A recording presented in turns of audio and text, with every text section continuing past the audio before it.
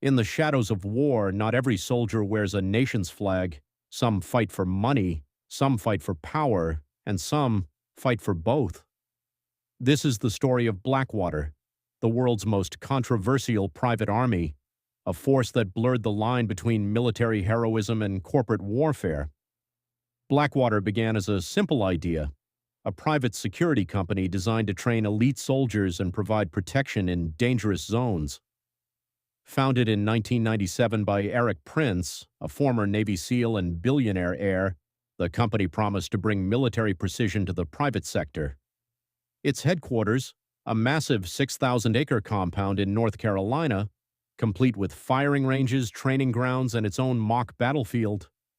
To the U.S. government, it seemed perfect, a ready-made army available at a moment's notice without the political consequences of deploying official troops.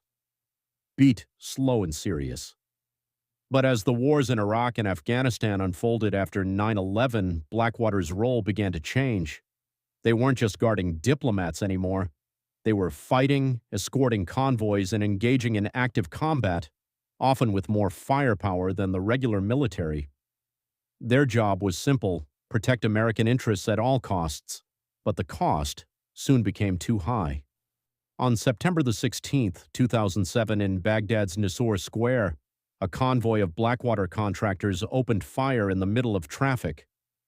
Within minutes, 17 Iraqi civilians were dead, including women and children. Witnesses said it was an unprovoked massacre. Blackwater claimed it was self-defense. The incident sparked global outrage and marked the beginning of the company's downfall. For many Iraqis, Blackwater became a symbol of American arrogance, soldiers of fortune who operated above the law. They couldn't be tried in Iraqi courts, and for years they weren't held accountable anywhere. But slowly, investigations began, the truth unraveled, and the myth of the untouchable contractors started to crack. Music fades softer, reflective tone.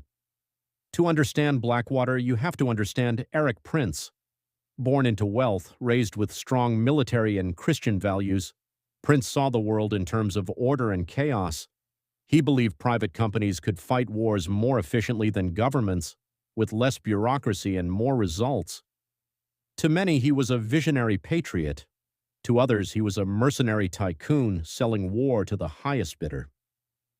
Music resumes, investigative tone. By the mid-2000s, Blackwater had earned over $1 billion in U.S. government contracts.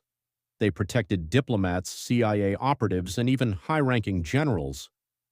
Their helicopters, called Little Birds, buzzed over Baghdad like hornets. Their presence was everywhere, but their accountability nowhere to be found. Journalists who tried to expose them were silenced, threatened, or ignored.